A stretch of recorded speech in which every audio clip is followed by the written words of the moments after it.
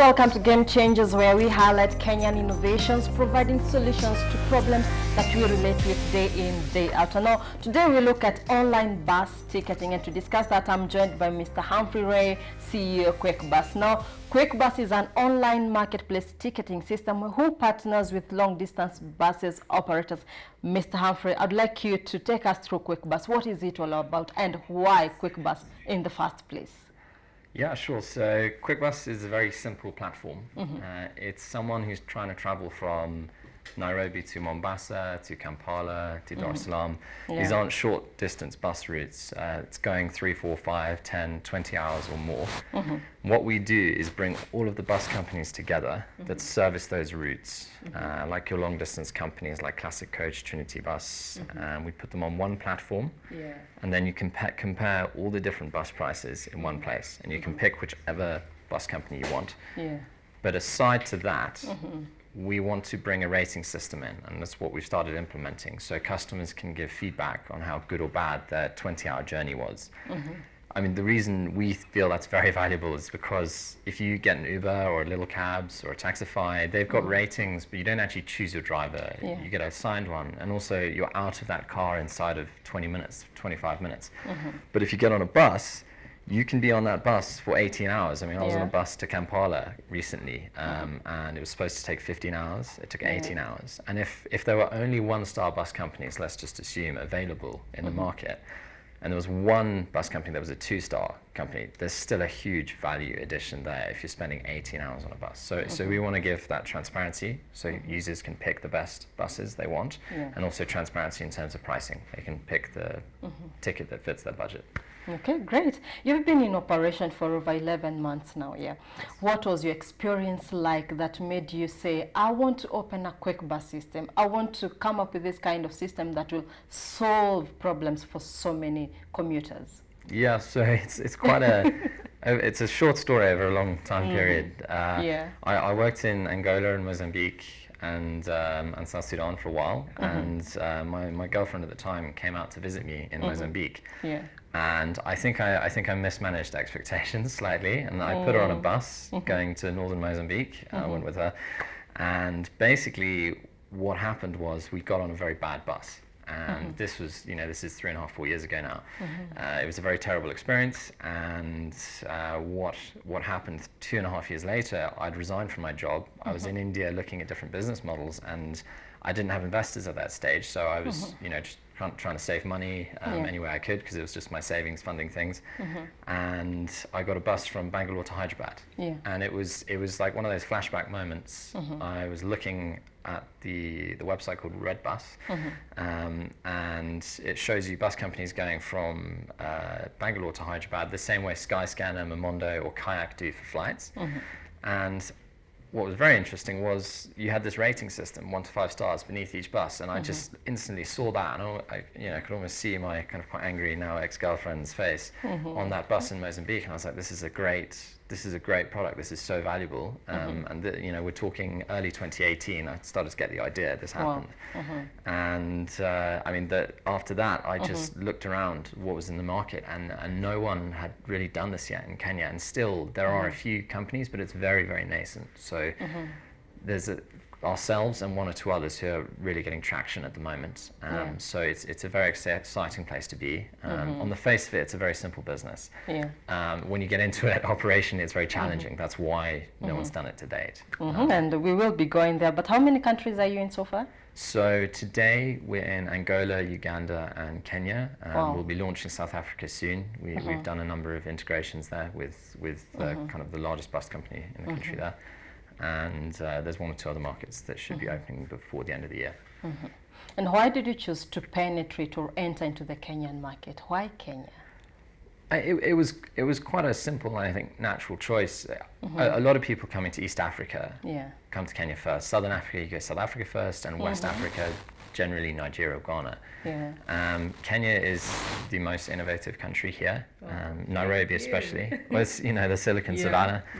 People uptake new technologies faster, your internet penetration rates are higher, smartphone ownership, everything here ticks the box. It's like if Uber tried to launch in, I don't know, Eastern Europe as opposed to San Francisco first, back in 2010, it makes a lot more sense to start in the market that's going to adopt it quickest. So it was a kind of natural choice. We're not forgetting that our people, the youth, are so full of life. Yeah. Okay, yeah. So how much is the bus ticketing industry worth in the East African continent? So in East Africa, including Ethiopia, which is 110 million people, it's between $8 and $10 billion. That's the long distance space. $810 billion. $8 to $10 billion. Oh, okay. So that, and that's the gross ticket fare, more or less. The bus tickets in Kenya are generally a little bit on the lower side in terms of price. They're $14, $15, $16, sometimes up to $20 if you get into Mombasa on certain bus companies. Using certain bus companies, but if you go to Ethiopia and other countries, which are quite nascent markets today, your bus tickets are $30, $40. You know, they're quite a lot higher.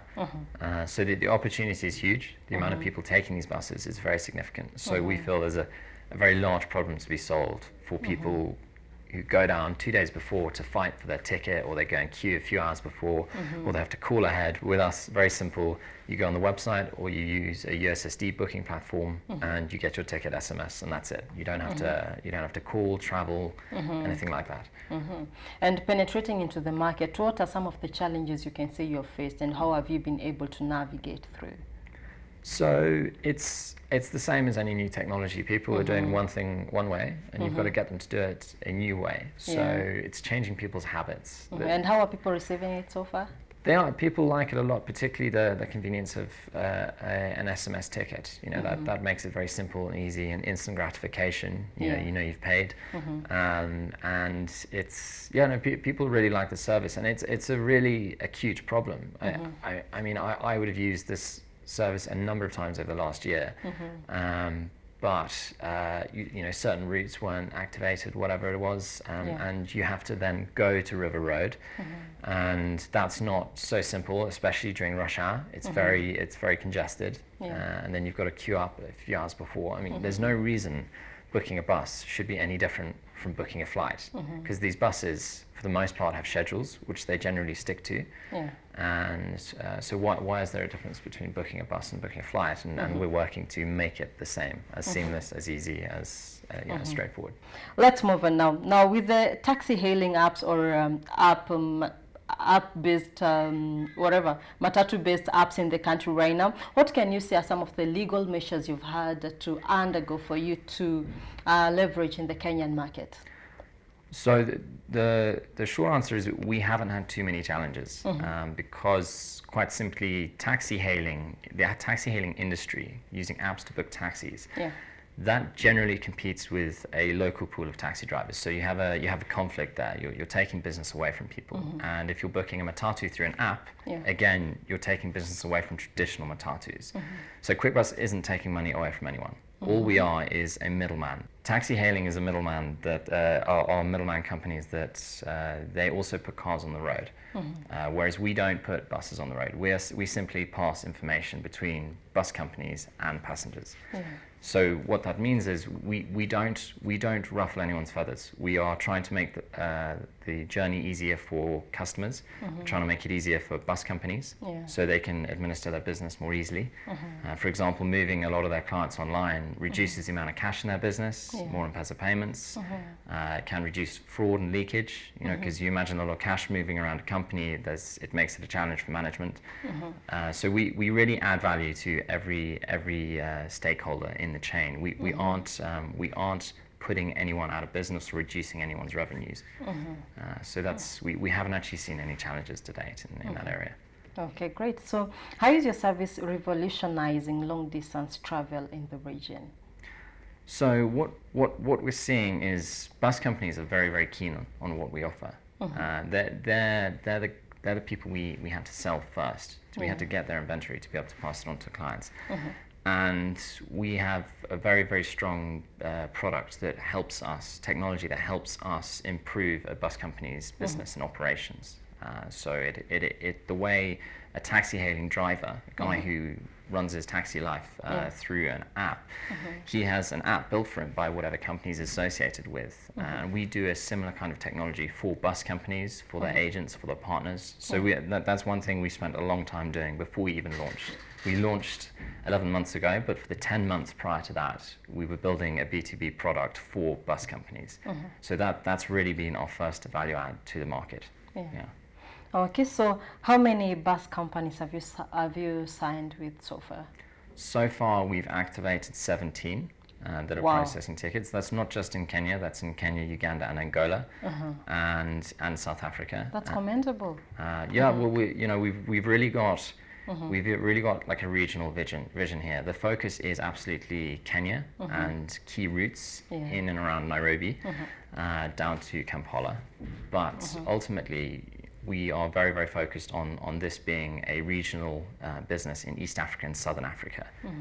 And there's no reason why you shouldn't be able to book a bus from here to Lusaka and Lusaka down to Johannesburg, all on Quickbus. You don't have to jump between different websites. And you can earn your credits, and we're bringing in obviously referral schemes. So if you book all through Quickbus, you can earn points, you get more discounts. We're ultimately, we want to be the premier booking platform in most of the population centers in East and Southern Africa. Okay, great. So 11 months down the line, what can you say are some of your achievements, and maybe in the next 5 years, where do we see Quickbus?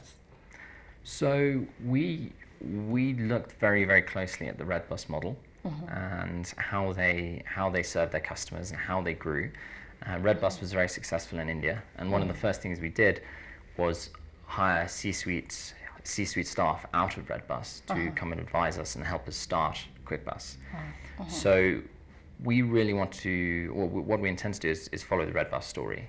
So be very lean, very efficient, get to break even very quickly, and beyond that, go and raise further funding on top of what we've already raised, and just build on it and grow. And the aim is to be the dominant player in 16 markets in sub-Saharan Africa. The 16 main markets. There are a number of countries like Burundi and Rwanda, which are important to us, but they're not primary like Uganda and Kenya, for example. Okay, so what sort of advice would you give someone who wants to penetrate or start up this kind of venture that you're in, looking at your experience so far? So, okay, well, I think creating a minimum viable business as soon as possible is essential. I think 5-10 years ago, with a minimum viable product, you can get investment, and you can still do that just with an app. But today, I think proving people will pay, whether it's the enterprise, the company you're working with, or the customers you're working with, or both. Proving people will pay for your product is essential, and do that as fast as possible. And then aside from that, in terms of penetrating, you've got to be quite innovative when it comes to marketing, because the marketing landscape is changing. Adverts that are paid for are less and less effective, and now it's more social media influencers. So so I suppose it's really understanding your customer. Okay, great. Quite commendable what you guys are doing, and maybe for someone who'd like to get in touch with you here in Kenya, and also maybe how do they get in touch with you? Yeah, you can send me an email at it's humphrey@quickbus.com. I'm happy to answer any questions. Okay, maybe on Facebook, Twitter, your social media platforms? Yes, the Twitter is #quickbus.com, and then Facebook is the same / Okay, Quickbus. everywhere #Quickbus or Quickbus. Google them, you'll find them on social media. We take a very short break, but when we do come back, a lot more lined up for you.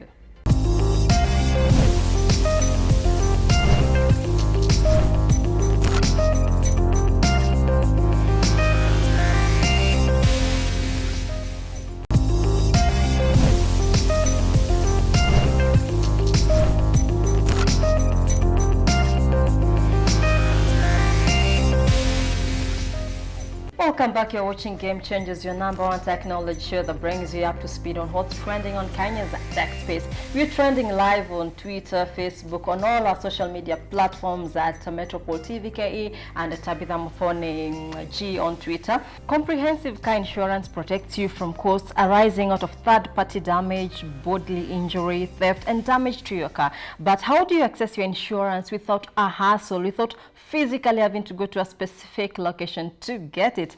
Now, joining me is a lady who is changing the insurance game in the country by going online, developing Griffin, a first in Kenya motor insurance app. Jihan Abass, welcome to Game Changers today. Thank you so much for having me here. Okay, you're truly a game changer, but why online car insurance for you? I think after assessing the market, understanding what customer problems, issues customers were facing, we realized that one of the main things was that the process was very long. So we redesigned the whole process. It takes less than 2 minutes to purchase your car insurance with us. Wow. And we wanted it to be more than just a sticker. You know, we wanted it to be an experience, a positive experience. So we have new features that were never seen before. For example, pausing your cover if you're traveling, paying in installments. We wanted to give the customer utmost flexibility for so that they can own their insurance. So what was your experience like that prompted you to come up with this solution?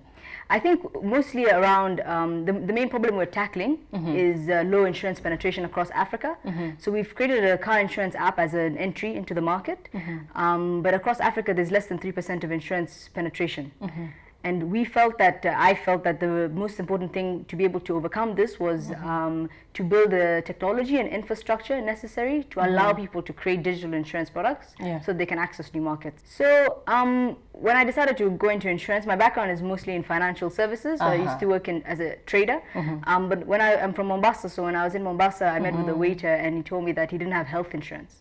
So that was the main prompt for me to start doing research around insurance, to understand what the problems were and why not a lot of people were buying insurance. And I realized a lot of people don't really understand insurance.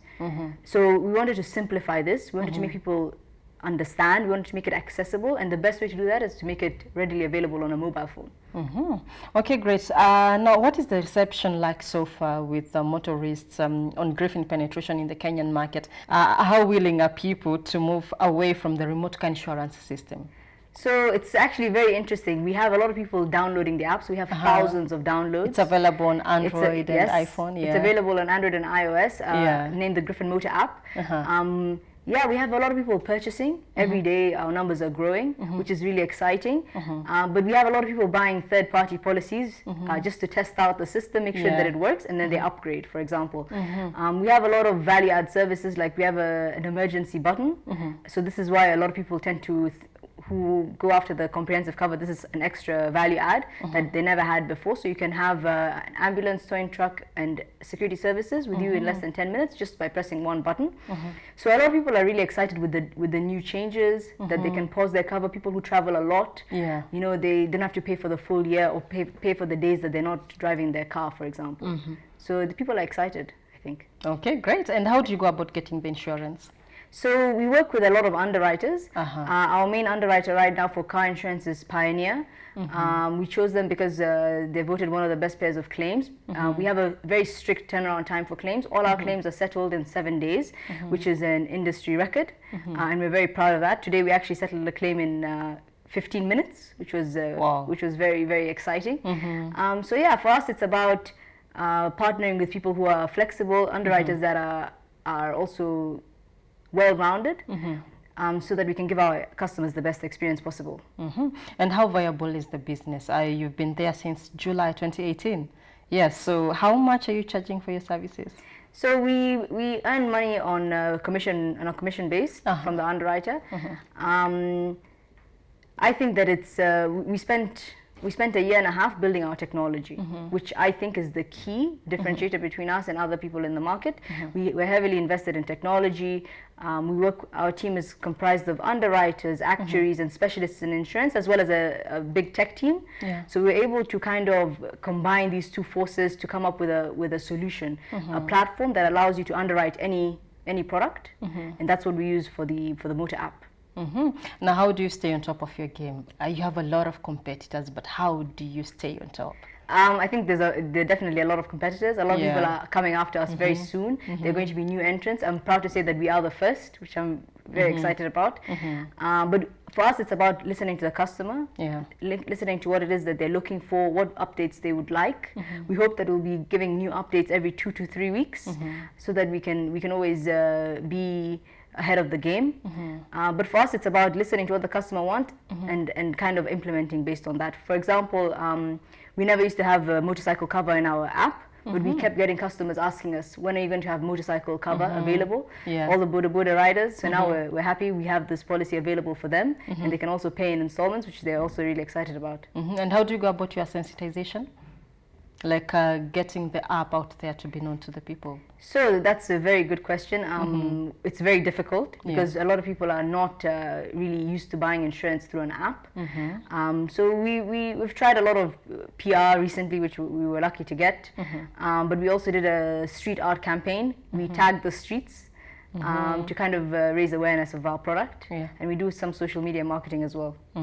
And now looking at some of the challenges that you've faced, what are these challenges and how do they inspire you to do more and also beat your competitors? I think one of the main challenges is the fact that we're a new brand. So a lot of people are not really aware as to what Griffin is or what they can get out of us. So kind of increasing brand awareness is a big thing for us, trying to get people to understand our product, that the fact that it lives in a completely different light compared to a traditional insurance product.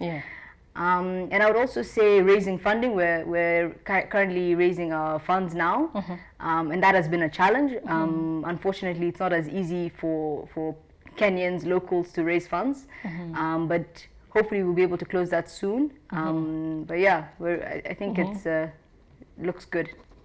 Great. So what future prospects can you say maybe Griffin is looking towards into or improving on and also maybe developing? I think we're going to add a lot more features in the app, a lot of exciting new things that we're working around now, which will probably be released in the next 2 to 3 months. And also improving our platform, listening to what customers are what customers would like, and kind of tweaking our business model based on that.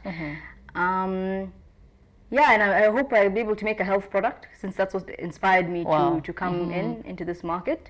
So hopefully soon I'll be able to get that done. And all the best with that. So for anyone who'd like to connect with you, any more trades who would like to maybe get in touch with you, how do they do that? Download our app. It's available on the iOS and Android Play Store. It's called the Griffin Motor app. It's very, very easy to use. You can get an account and then you can call us directly or chat us directly through the app. All right, thank you so much, Ms. Jihan Abass, founder, Griffin Motor Insurance app. That's it for today's Game Changers, and until next time, be a game changer. And the conversation continues online at Metropole TV KE, at Tabitha Muthoni G on Twitter. And that's it for now. Goodbye.